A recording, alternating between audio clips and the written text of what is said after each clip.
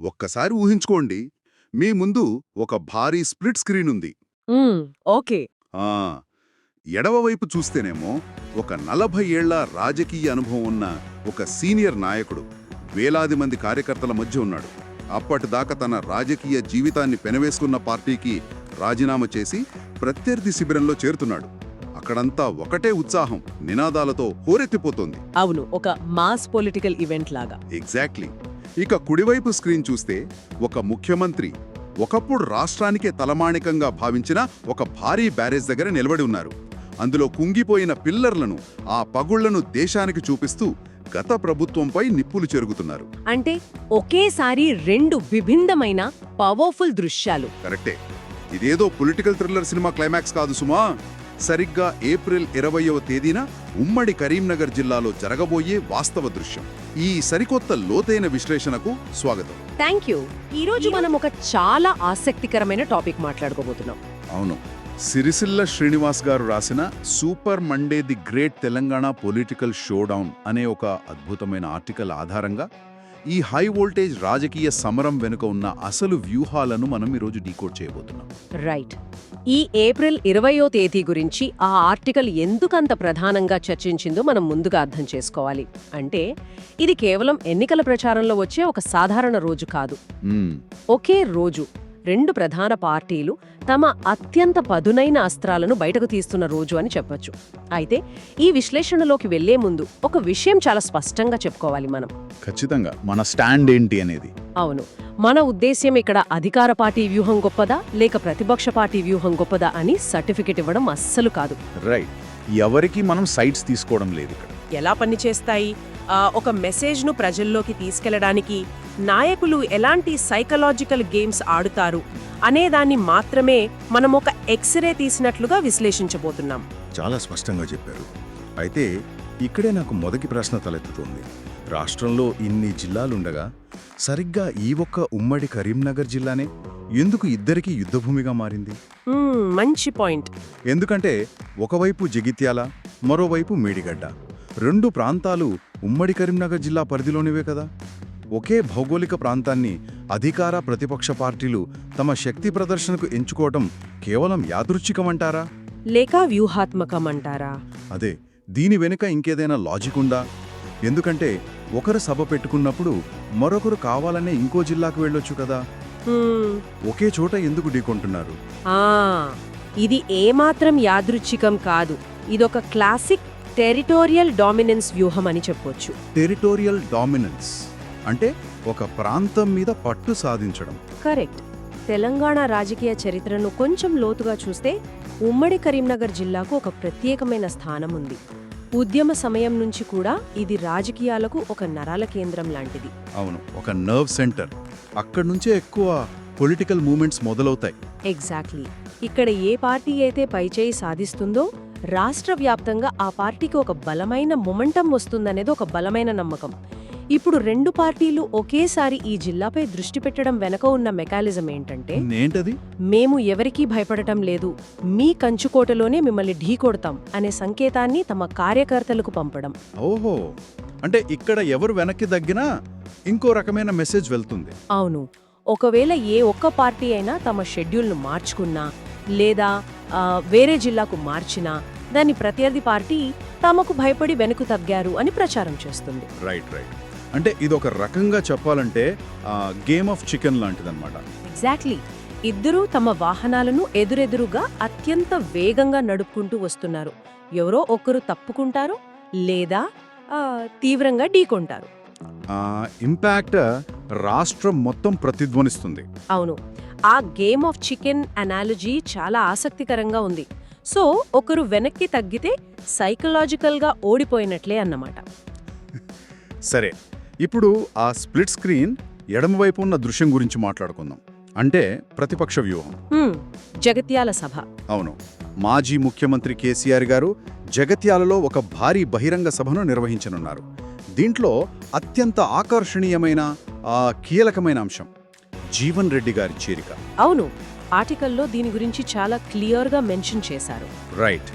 Article ప్రకారం ఆయన 40 ఏళ్లుగా కాంగ్రెస్లో ఒక మూల స్తంభంలా ఉన్నారు. కానీ ఒక్క నిమిషం, ఇక్కడ నాకు ఒక లాజికల్ డౌట్ వస్తుంది. అడగండి. ఎన్నికల ముందు తర్వాత నాయకులు పార్టీలు మారడం అనేది మన రాజకీయాల్లో ఎప్పుడూ జరిగేదే కదా, అదొక రొటీన్ వ్యవహారమే కదా. మరి ఈ ఒక్క చేరికను ఆర్టికల్ ఎందుకు అంత భారీ వ్యూహాత్మక దెబ్బగా, ఒక సైకలాజికల్ బ్లోగా అభివర్ణిస్తోంది? కేవలం ఒక నాయకుడు వెళ్ళిపోయినంత మాత్రాన మొత్తం అధికార పార్టీ ఎలా డిఫెన్స్లో పడుతుంది? ఇక్కడే మనం ఇన్స్టిట్యూషనల్ మెమరీ లేదా సంస్థాగత జ్ఞాపక శక్తి అనే కాన్సెప్ట్ గురించి మాట్లాడుకోవాలి. ఇన్స్టిట్యూషనల్ మెమరీ అంటే మీరన్నట్లు నాయకులు రోజు పార్టీలు మారుతుంటారు, అది సాధారణమే. కానీ ఒక 40 ఏళ్ల సుదీర్ఘ చరిత్ర ఉన్న నాయకుడు పార్టీ మారడం అనేది కేవలం ఒక వ్యక్తి పార్టీ మారడం కాదు. ఆ నాయకుడితో పాటు కొన్ని దశాబ్దాల నెట్వర్క్, స్థానిక సంబంధాలు, ఒక నియోజకవర్గపు రాజకీయ చరిత్ర అంతా ముడిపడి ఉంటాయి. ఓ రైట్. అంటే ఆ వ్యక్తితో పాటు ఆ పార్టీ యొక్క ఒక కల్చర్ కూడా వెళ్ళిపోతుందని ఫీల్ అవుతారన్నమాట. ఖచ్చితంగా. అలాంటి వ్యక్తి పార్టీ మారినప్పుడు ఆ నియోజకవర్గంలో ఆ పార్టీకి సంబంధించిన మొత్తం వ్యవస్థే ఒక్కసారిగా షేక్ అవుతుంది. ఇకపోతే బీఆర్ఎస్ వైపు నుంచి చూస్తే వాళ్ళు ప్రతిపక్షంలో ఉన్నారు. అవును. ప్రతిపక్షంలో ఉన్నప్పుడు క్యాడర్లో సహజంగానే కొంత నైరాస్యం లేదా స్తబ్దత రావడం మామూలే. ఈ సమయంలో అధికార పార్టీలో దశాబ్దాలుగా ఉన్న ఒక ఉద్దండుడిని తమ పార్టీలోకి తీసుకురావడం ద్వారా కేసీఆర్ గారు తమ క్యాడర్కు ఇస్తున్న మెసేజ్ ఏమిటి? చూడండి, మనం ఇంకా బలంగా ఉన్నామనా? ఎగ్జాక్ట్లీ. మన భవిష్యత్తు చూసే ఇతర పార్టీల సీనియర్లు సైతం మన వైపు వస్తున్నారు అని. ఇది క్యాడర్కు ఒక ఎనర్జీ డ్రింక్ లాంటిది. అద్భుతం. అంటే ఇది కేవలం ఒక నంబర్ గేమ్ కాదు, ప్యూర్ సైకలాజికల్ వార్ఫేర్. ఇది వింటుంటే నాకు ఒక విషయం గుర్తొస్తుంది. చెప్పండి. మార్షల్ ఆర్ట్స్ లో జియోజిట్సు అని ఒక టెక్నిక్ ఉంటుంది, మీకు తెలిసే ఉంటుంది. విన్నాను. అందులో ఏంటంటే మన సొంత బలాన్ని వాడటం కంటే మన వైపు వేగంగా దూసుకు వస్తున్న ప్రత్యర్థి బరువును, వాళ్ల ఊపును వాళ్లపైనే ప్రయోగించి కింద పడేస్తారు. ఇక్కడ ప్రతిపక్షం చేస్తున్నది సరిగ్గా అదే అనిపిస్తోంది. వావ్, చాలా మంచి కంపారిజన్ ఇది. అవునా? అంటే కాంగ్రెస్ పార్టీకి ఉన్న ఒక బలమైన చారిత్రక వెయిట్ను జీవన్ రెడ్డి గారు రూపంలో వాళ్లపైనే ప్రయోగించి ఒక స్ట్రాంగ్ ఆఫెన్సివ్ గేమ్ ఆడుతున్నారు. డిఫెన్స్లో ఉంటూనే అటాక్ చేస్తున్నారన్నమాట. ఖచ్చితంగా. మీరు చెప్పిన ఈ జియోజిట్సు ఎనాలజీ ఇక్కడ పర్ఫెక్ట్గా సరిపోతుంది. జగిత్యాల సభ ద్వారా ప్రతిపక్షం కేవలం తమ బలాన్ని మాత్రమే చూపించడం లేదు, అధికార పార్టీ పునాదుల్లో ఒక సెంటిమెంటల్ కన్ఫ్యూజన్ను సృష్టిస్తోంది. రైట్. సెంటిమెంట్ని హిట్ చేస్తున్నారు. అంతే కదా. ఈ చేరికను ఒక భారీ బహిరంగ సభ వేదికగా చేయడం వల్ల ఆ వార్తకు ఉండే విజిబిలిటీ 100 రెట్లు పెరుగుతుంది. ఏ నాయకుడైనా మూసి ఉన్న గదులలో చేరొచ్చు, కానీ వేలాది మంది ముందు ఒక అధికార పార్టీ సీనియర్ నేతకు కండువ కప్పడం అనేది స్పష్టంగా ఒక సవాల్ విసరడమే. సరే, ఇది స్ప్లిట్ స్క్రీన్లో ఒక సగం. ఇప్పుడు కుడివైపుకు వద్దాం. ఎందుకంటే కాంగ్రెస్ కూడా చేతులు కట్టుకుని కూర్చోవట్లేదు కదా. అసలే లేదు. వాళ్ల వ్యూహం వాళ్లకుంది. అవును. ఒకవైపు జగిత్యాలలో బీఆర్ఎస్ ఇంత భారీ ఎత్తున మానసిక యుద్ధం చేస్తుంటే ముఖ్యమంత్రి రేవంత్ రెడ్డి గారు ఏకంగా వేదికను, ఆయుధాన్ని రెండింటినీ మార్చేశారు. ఆయన మేడిగడ్డ బ్యారేజీ వద్దకు వెళ్తున్నారు. రైట్. ఇక్కడ కూడా నాకు ఒక ప్రశ్న ఉంది. జగిత్యాలలో ఒకరు వేలాది మంది జనసమీకరణతో, ఒక బరువైన పొలిటికల్ చేరికతో సభ పెడుతున్నారు. అందులో ఒక ఎమోషన్ ఉంది, ఒక హై పిచ్ డ్రామా ఉంది.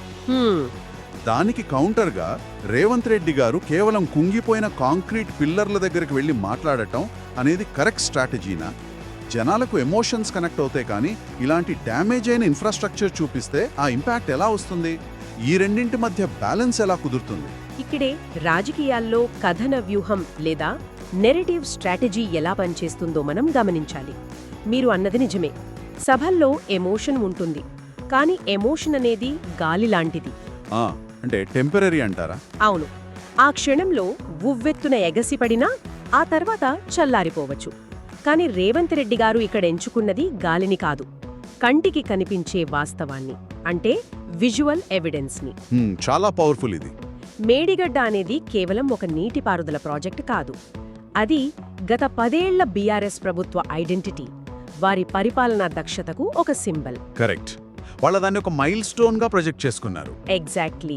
ఇప్పుడు అదే సింబల్ దగ్గరకు వెళ్లి అందులో ఉన్న లోపాలను ప్రత్యక్షంగా చూపించడం ద్వారా ముఖ్యమంత్రి ఒక బలమైన మెసేజ్ ఇస్తున్నారు. ఎలాంటి మెసేజ్? మీరు వేదికల మీద నిలబడి ఎమోషన్స్ గురించి మాట్లాడుతున్నారు, కానీ నేను క్షేత్రస్థాయిలో మీరు చేసిన పరిపాలనా వైఫల్యాన్ని, ఆ ప్రజాధనం ఎలా వృధా అయిందో ప్రాక్టికల్గా చూపిస్తున్నాను అని. రాజకీయాల్లో విమర్శలు ఎవరైనా చేస్తారు, కానీ ఆ విమర్శను భౌతికంగా కళ్లకు కట్టినట్లు చూపించడం అనేది మాటల కన్నా బలమైన ప్రభావాన్ని చూపుతుంది. అబ్బా, ఇది చాలా పవర్ఫుల్ పాయింట్ అండి. అంటే మాటల యుద్ధానికి ఒక వస్తు రూపాన్ని, ఒక ఫిజికల్ ఫామ్ ఇస్తున్నారనమాట. ఖచ్చితంగా. దీన్ని మనం ఇలా కూడా అర్థం చేసుకోవచ్చేమో. రేవంత్ రెడ్డి గారు మేడిగడ్డను గత ప్రభుత్వ పరిపాలనకు ఒక నిలువుటడ్డములా వాడుకుంటున్నారు. అద్దం. Very nice. ఎందుకంటే అద్దం ఎప్పుడూ అబద్ధం చెప్పదు అంటారు. ఒకప్పుడు ఆ అద్దంలో తెలంగాణ అద్భుతమైన అభివృద్ధిని చూపించామని గత ప్రభుత్వం చెబితే, ఇప్పుడు అదే అద్దం పగిలిపోయిందని, అందులో కేవలం పగుళ్లు మాత్రమే ఉన్నాయని చూపించడం ద్వారా మొత్తం గత 10 ఏళ్ల లెగసీనే ప్రశ్నిస్తున్నారు. వండర్ఫుల్. నిజమే. అంటే ప్రతిపక్షం ఎమోషన్తో ఒక వల వేస్తుంటే దాన్ని కాంక్రీట్ లాజిక్తో, అడ్మినిస్ట్రేటివ్ ఆడిట్తో కట్ చేయాలని కాంగ్రెస్ ప్రయత్నిస్తోంది. అవునా? మీరు చెప్పిన ఈ అద్దం అనాలజీ చాలా అద్భుతంగా సరిపోతుంది ఇక్కడ. ఆ పగిలిన అద్దాన్ని చూపించడం ద్వారా పర్సెప్షన్ వార్ లేదా ప్రజల అభిప్రాయపు యుద్ధంలో గెలవాలన్నది అధికార పార్టీ లక్ష్యం. Perception war, right. అవును.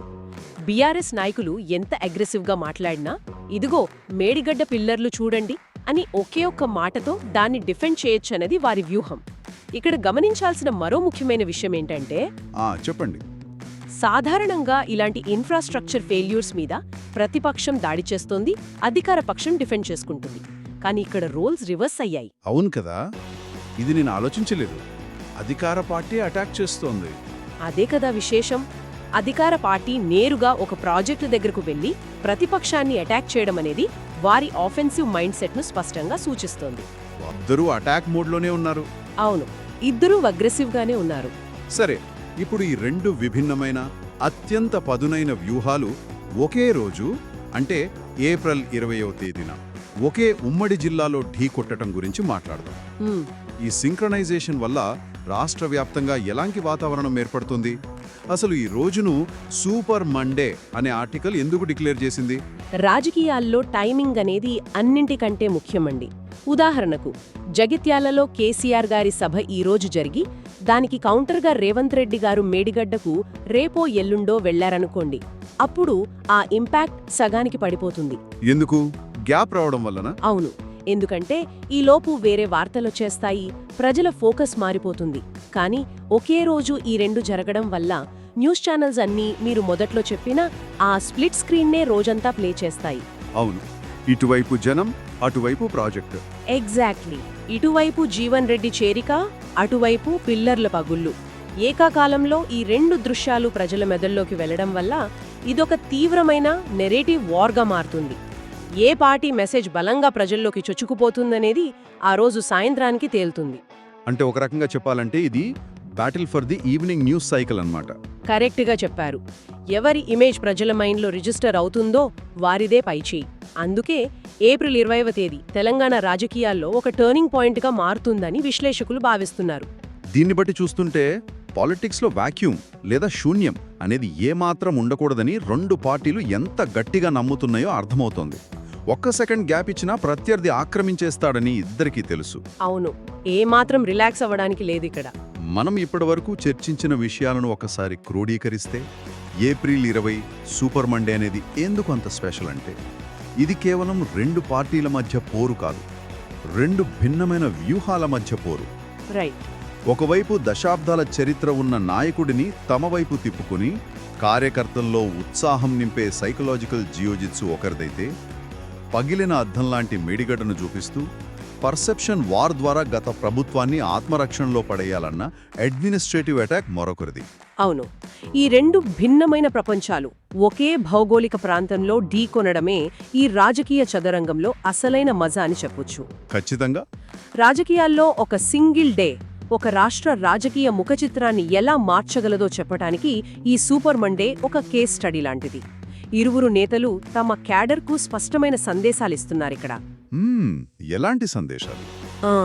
బీఆర్ఎస్ మేము తిరిగి వస్తున్నాం అని చెబుతుంటే, కాంగ్రెస్ మేము మిమ్మల్ని వదిలిపెట్టే ప్రసక్తే లేదు అని చెబుతోంది. ఈ హై వోల్టేజ్ వాతావరణం తెలంగాణ పాలిటిక్స్లో రాబోయే ట్రెండ్ను సెట్ చేస్తుందనడంలో ఎలాంటి సందేహం లేదు. నిజమే. ఈ అద్భుతమైన రాజకీయ వ్యూహాలను మనం విశ్లేషించాం. ఆర్టికల్ చెప్పిన విషయాలను, నాయకుల ఎత్తుగడలను చాలా లోతుగా అర్థం చేసుకున్నాం. కానీ ముగించే ముందు మనం ఆలోచించాల్సిన మరో ముఖ్యమైన కోణం ఒకటుంది. ఏంటది? బహుశా ఇది ఆ వార్తల్లోనో విశ్లేషణల్లోనో నేరుగా కనిపించకపోవచ్చు, కానీ ఎవరికి వారు ప్రశ్నించుకోవాల్సిన విషయం ఇది. ఒకే రోజు ఇలా రెండు భిన్నమైన, అత్యంత తీవ్రమైన రాజకీయ సందేశాలు టీవీల్లో, పేపర్లలో, సోషల్ మీడియాలో నిరంతరాయంగా హోరెత్తుతున్నప్పుడు ఆ స్ప్లిట్ స్క్రీన్ ముందు కూర్చున్న ఒక సామాన్య ఓటరు వీటన్నిటినీ ఎలా స్వీకరిస్తాడు? ఇదొక డీప్ క్వశ్చన్. అవును, ఈ ఎలక్ట్రిఫైయింగ్ వాతావరణం, ఈ పరస్పర దాడులు నిజంగా ప్రజలకు నాయకుల విధానాలపై ఒక స్పష్టతను ఇస్తాయా? లేక సమాచార మోతతో, అంటే ఇన్ఫర్మేషన్ ఓవర్లోడ్తో వాళ్లని మరింత గందరగోళంలో పడేసి రాజకీయ విభజనను మరింత లోతుగా చేస్తాయా? నిజంగానే ఆలోచించాల్సిన విషయమే ఇది. జనం నిజంగానే ఈ విజువల్ పాలిటిక్స్లోని లోతులను అర్థం చేసుకుంటున్నారా? లేక ఇదంతా కేవలం ఒక పొలిటికల్ ఎంటర్టైన్మెంట్లా మారిపోతోందా? ఇది ఎవరికి వారు విశ్లేషించుకోవాల్సిన విషయం. ఖచ్చితంగా అండి. ఏదేమైనా ఈరోజు ఈ అత్యంత ఆసక్తికరమైన రాజకీయ సమీకరణాలను మాతో పాటు కలిసి డీకోడ్ చేసినందుకు ధన్యవాదాలు. అతి త్వరలో మరో ఉత్కంఠభరితమైన లోతైన విశ్లేషణతో మళ్లీ కలుద్దాం. అప్పటి వరకు వార్తల వెనుక ఉన్న అసలు వాస్తవాలను, వ్యూహాలను ఆలోచిస్తూనే ఉండండి.